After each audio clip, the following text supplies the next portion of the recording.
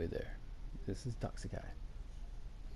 See what I did there? You know, with some Mordecai. Okay, never mind. Okay, so before we get started with the third night of Creepypasta, I want to say, giving a shout out to one of the people who are actually going to join in on our little Let's Play stuff is my friend Ghost, and she'll be joining right now. She's actually working on a mixtape, so you guys, it's gonna be on SoundCloud. I want you guys to give her all the support you can.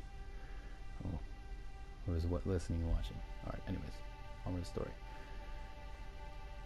So tonight's story is gonna be Mr. Widemouth, as you can tell.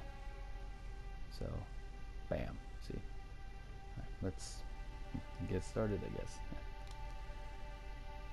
During my childhood, my family was like a drop of water in a vast river, never remaining in one location for long. We settled in Rhode Island when I was 8, and there we remained until I went to college in Colorado Springs. Most of my memories are rooted in Rhode Island, but there are fragments in the attic of my brain which belong to the various homes we had lived in when I was much younger. Most of these memories are unclear and pointless. Chasing after another boy in the backyard of a house in North Carolina, trying to build a raft to float on the creek behind the apartment we rented in Pennsylvania, and so on. But there is one set of memories which remain as clear as glass, as though they were just made yesterday. I often wonder whether these memories are simply lucid dreams produced by the long sickness I experienced that spring. But in my heart, I know they are real. We were living in a house just outside the bustling metropolis of New Vineyard, Maine. Population 643. It was a large structure, especially for a family of 3. There were a number of rooms that I didn't see in 5 months we resided there. In some ways, it was a waste of space, but it was the only house on the market at the time, at least within an hour commute to my father's place of work. The day after my 5th birthday, attended by my parents only, I came down with a fever. The doctor said I had mono, which meant no rough play and more fever for at least another 3 weeks. It was horrible timing to be bedridden. We were in the process of packing our things to move to Pennsylvania, and most of the things were already packed away in boxes. Leaving my room barren, Mother brought me ginger ale and books several times a day, and these served the function of being my primary form of entertainment for the next few weeks. Boredom always loomed just around the corner, waiting to rear its ugly head and compound my misery. I don't exactly recall how I met Mr. Widemouth. I think it was about a week after I was diagnosed with mono. The first memory of this small creature was asking him if he had a name. He told me to call him Mr. Widemouth because his mouth was large. In fact, everything about him was large in comparison to his body. His head, his eyes, his crooked ears, but his mouth was by far the largest. You know, you kind of look like the Furby, I said, as he flipped through one of my books. Mr. Widemouth stopped and gave me a puzzled look. Furby? What's a Furby? He asked. I shrugged. You know, the toy. little robot with big ears. You can pet and feed them, almost like a real pet. Oh, Mr. Widemouth resumed his activity. you don't need one of those. They aren't the same as having a real friend. I remember Mr. Widemouth disappearing every time my mother stepped by to check in on me. I lay under your bed. He later explained. I don't want your parents to see me because I'm afraid they won't let us play anymore. We didn't do much during those first few days. Mr. Widemouth just looked at my books, fascinated by the stories and pictures they contained. The third or fourth morning after I met him, he greeted me with a large smile on his face. I have a new game we could play. He said, We have to wait until after your mother comes to check in on you because she can't see us playing it. It's a secret game.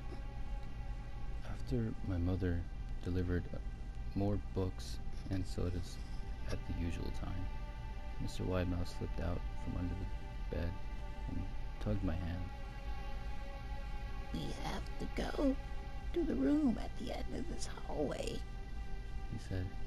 I objected at first, as my parents had forbidden me to leave my bedroom without their permission. But Mr. Widemouth persisted until I gave in. The room in question had no furniture or wallpaper. Its only distinguishing feature was a window opposite the doorway.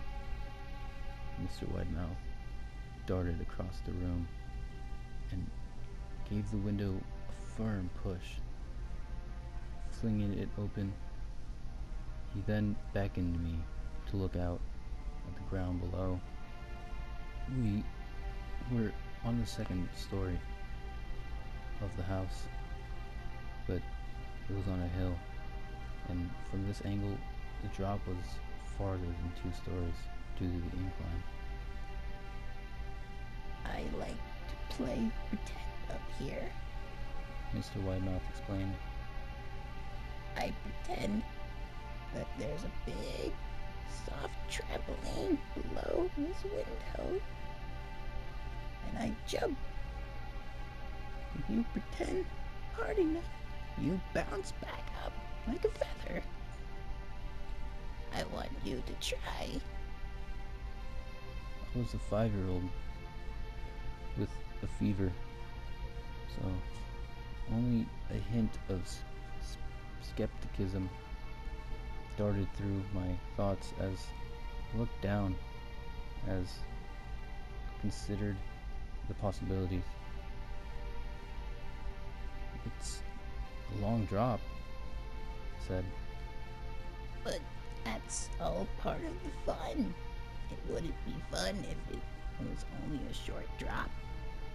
If it were that way, you may as well just bounce on a real trampoline. I toyed with the idea, picturing myself falling through thin air, only to bounce back to the window on something unseen by human eyes. But the realist in me prevailed.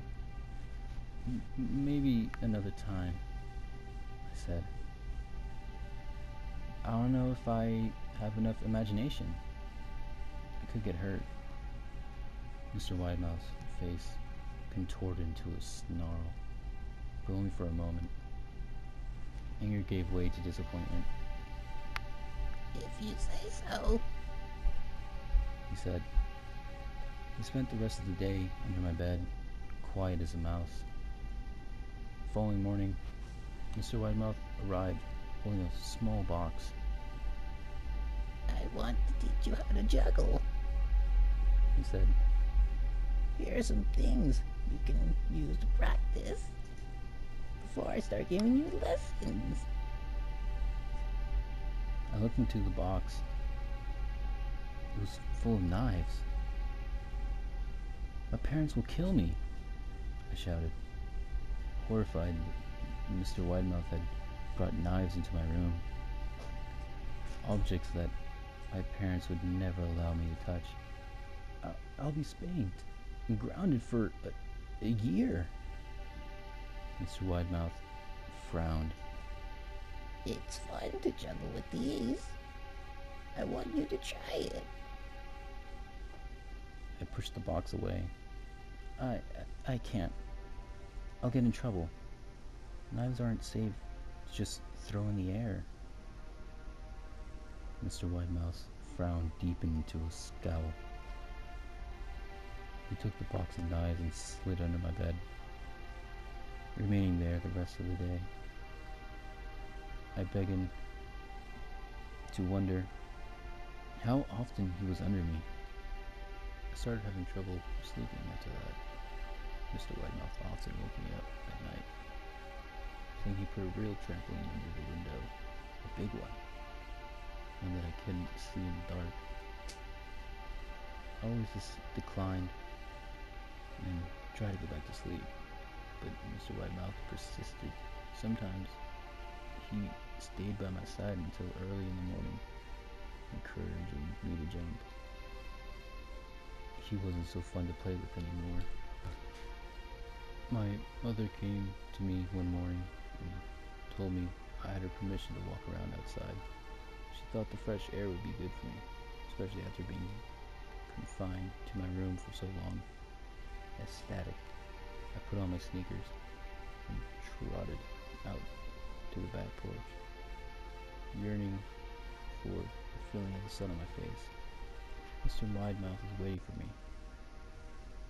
I have something I want you to see. He said. I must have given him a weird look, because he then said, It's safe, I promise. I followed him to the beginning of a deer trail, which ran through the woods behind my house. This is an important path. He explained. I've had a lot of friends about your age. They were ready. I took them down this path to a special place. You aren't ready yet, but one day I hope to take you there. I returned to the house, wondering what kind of place lay beyond the trail. 2 weeks after I met Mr. Widemouth, the last load of our things had been packed into a moving truck. I would be in the cab of that truck, sitting next to my father for a long drive to Pennsylvania. I considered telling Mr. Widemouth that I would be leaving, but even at 5 years old, I was beginning to suspect that perhaps the creature's intentions were not to benefit, despite what he said otherwise. For this reason, I decided to keep my departure a secret. My father and I were in the truck till 4 a.m. He was hoping to make it to Pennsylvania by lunchtime tomorrow, with the help of an endless supply of coffee and a six-pack of energy drinks. He seemed more like a man who was about to run a marathon, rather than one who was about to spend 2 days sitting still. Early enough for you? He asked. I nodded and placed my head against the window, hoping for some sleep before the sun came up. I felt my father's hand on my shoulder. This is the last move, son. I promise. I know it's hard for you. As sick as you've been. Once Daddy gets promoted, we can settle down. We can make friends. I opened my eyes as we backed out of the driveway. I saw Mr. Widemouth's silhouette in my bedroom window. He stood motionless until the truck was about to turn onto the main road. He gave a pitiful little wave goodbye, steak knife in hand. I didn't wave back. Years later, I returned to New Vineyard. The place of land our house stood upon was empty except for the foundation. As the house burned down a few years after my family left, out of curiosity, I followed the deer trail that Mr. Widemouth had shown me. Part of me expected him to jump out from behind a tree, scare the living daylights out of me. But I felt that Mr. Widemouth was gone somehow, tied to the house that no longer existed. The trail ended at New Vineyard Memorial Cemetery. I noticed that many of the tombstones belonged to children.